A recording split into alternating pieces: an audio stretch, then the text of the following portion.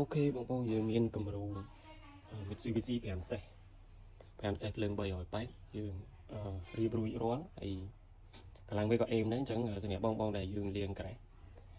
យើងត្រូវការកម្លាំងខ្លាំងប្រើយូរយើងប្រើ Mitsubishi វាធន់កម្ដៅអញ្ចឹងយើងប្រើ motor 5សេះហើយ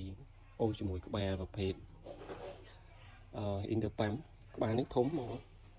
ធំខ្លាំងទឹកវា15លីត្រ200បាបងប្អូនវាអូសក្បាលនេះធំជាងយើងអូស motor ដល់7សេះកន្លះហើយប្រើ motor ដល់7សេះកន្លះអញ្ចឹងយើងអូស5សេះទឹកកម្លាំងវាខ្លាំងសម្រាប់យើងលាងក្រាស់បានហើយនេះយើងមានបាយផាសវាគៀបបាយផាសមាំធំនេះយើងប្រើបែបពីកណិចអានេះយើងមានជំរើសបងប្អូនអាចប្រើស្ពឺចេញមកមួយជាមួយក្បាលទៅយកក៏បានកន្លែងនេះហើយកន្លែងនេះយើងដាក់តម្រងមានតម្រងទឹកដើម្បីចោះកុំឲ្យវា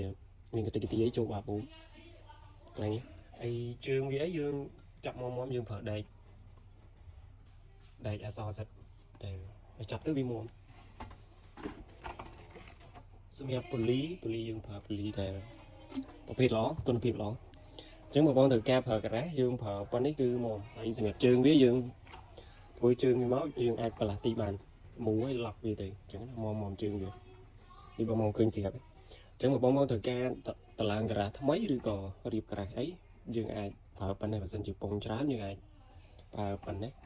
5ពងឯងប្រើ2គ្រឿងអីទៅប៉ុណ្ណេះពនីបងប្អូនលាងបានមកពេញចិត្តអញ្ចឹងហើយប្រភេទក្បាលបូមនេះខាងក្នុងវាជាប្រភេទសេរ៉ាមិចអាមុខនេះអ៊ីណុកអញ្ចឹងមក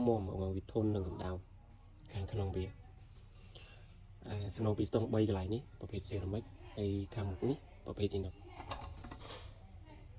មែនតើមាំគ្រប់សេតវាតង់ក្បាលបូមតង់ motor Mitsubishi និងគ្រឿងតាយ៉ូគ្រឿងអីអញ្ចឹងបងត្រូវការគ្រឿងលាងឡានយើងមិនរៀបតាម motor ទេយើងមានតាយ៉ូយើងមានរូឡូយើងមានប្រភេទគ្រឿងលាងឡានផ្សេងទៀតដូចជាកសែងជះជក់ឬក៏ប្រភេទសាប៊ូហ្វូមអីក៏យើងមានគ្រប់គ្រងដែរបងបើសិនជាបងត្រូវការបើកក្រេះអញ្ចឹងបងមកកន្លែងទៅអាចនឹងមានរបស់ដែលបងត្រូវការច្រើនអញ្ចឹងបងអាចឆាតសួរព័ត៌មានបន្ថែមតែមួយគំរូ motor នេះយើងមានគំរូ5សេះប៉ុន្តែលាងមាំឲ្យធំជាងគេយើងប្រើសម្រាប់ក្រេះគឺមាំឯងបងអរគុណច្រើន